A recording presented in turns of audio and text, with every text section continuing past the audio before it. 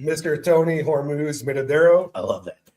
The last episode that you were on, we were talking about the checklist on figuring out if this next house is the one. This episode, we're making sure you don't lose it. Exactly, because let's be honest, most buyers don't lose the house because of price. They lose it because how their offer is structured. Let me ask you this. What actually wins in today's market? Highest price or cleanest offer? Clean every time. Sellers want certainty, speed, and simplicity. So you represent sellers frequently. Two offers come in. One is $10,000 higher, but has a contingency, and one is clean and buttoned up. Which one's going to win? Clean all day, every day, less risk, less drama. That's what they go with. That's the shift or the shit people miss. You're not buying a house. You're competing to be the easiest deal. Most buyers lose the one, not because of price, but structure.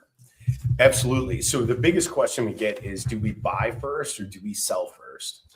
Yeah, and both feel risky, right? Like you sell first, you might be safe financially, but now you have nowhere to live. You're scrambling to find something. Absolutely. And buy first, you're like, wait, now I'm going to have two payments. Ooh, what's more stressful in your opinion, Tony? Not knowing where you're going to live or carrying two mortgage payments for a short period of time? So most people say two payments, but the real risk is losing control of the situation as a whole. Exactly. The goal isn't picking one, it's structuring it so you can have control over both. Exactly. All right. So how do we go about these strategies, right? We can start here. Move-up buyers are usually sitting on this crazy word, this thing called equity, and they don't know what to do or how to use it, right? They can't teleport it to another deal. Right. But that equity can actually become your down payment before you sell. You can do that. So instead of waiting, what if your current house could actually help you win the next one? Well, this is where bridge or buy before you sell strategies come into play. And what does that, and what that does is it removes the biggest red flag, right?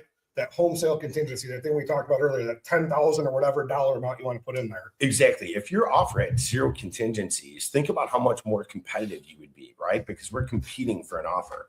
So this is where home equity and a HELOC cash out, turn that home equity into a down payment weapon.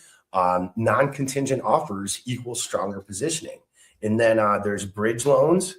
Yeah, we talked about these buy before yourself. We've got a lot of clients that have utilized this. We have one right now we're talking about where she's actually getting money to repair her house after she moves out of it to maximize listing price, right? Absolutely. It's excellent for the right buyer. Removes timing pressure. You can negotiate from strength. So here's another move that maybe people don't know about: recasting. Absolutely. This is buy the next house.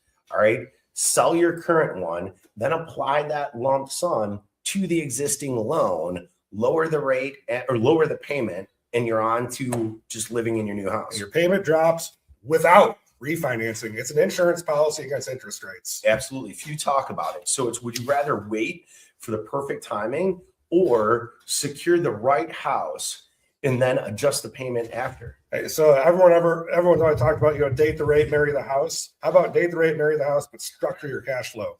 Absolutely. Ooh, structure and control, Tony. We've been talking about that.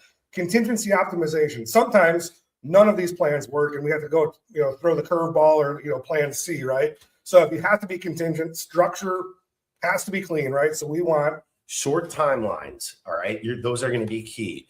Pre-market listing strategy. You have to have that in place, and strong underwriting up front before you're even making that offer. All right. So let's talk about winning, like we're Charlie Sheen over here. All right. So what makes an offer stand out? It's not creativity, it's clarity. So we talked about that strong underwriting up front or fully underwritten approval. Getting a file underwritten is pretty easy, quite frankly, but understanding the structure and how the chips are going to fall is key, right? Strong earnest money and maybe a flexible closing date. That can be valuable to a seller sometimes, right? Absolutely. You definitely want to put that in the offer or let the other agent know that we've got some flexibility here. So, it's like, what do you think a listing agent wants to hear more? We'll try to get approved, or we're already done. Just sign here and the dominoes fall. Oh, well, we've heard from you frequently on that. We know that it's going to be a sign here, we're already done. And that's where working with the right lender and the right agent changes everything. It really does. So if you're thinking about moving up, what's the first step? Not Zillow, not showings, but a strategy call. Exactly. Are you trying to time the market or control your outcome? You don't win the one by hoping. You win it by structuring your position before you find it. Before you find it's absolutely key. Clean beats higher every single time. We've been preaching that for how long? My entire career. All right. And how do people get in touch with you, Tony, if they want to start the strategy call and then find in the next one? 708-259-3734. You can Google me up, shoot me an email, give me a call, text message, whatever works. All right. You need me, applywithjr.com or 630-284-9729. We have tried and true strategies. We have many success stories on this. So if you think this spring, this summer, this fall, even this winter is going to be the time for the one, reach out. I'm done. Cut the show.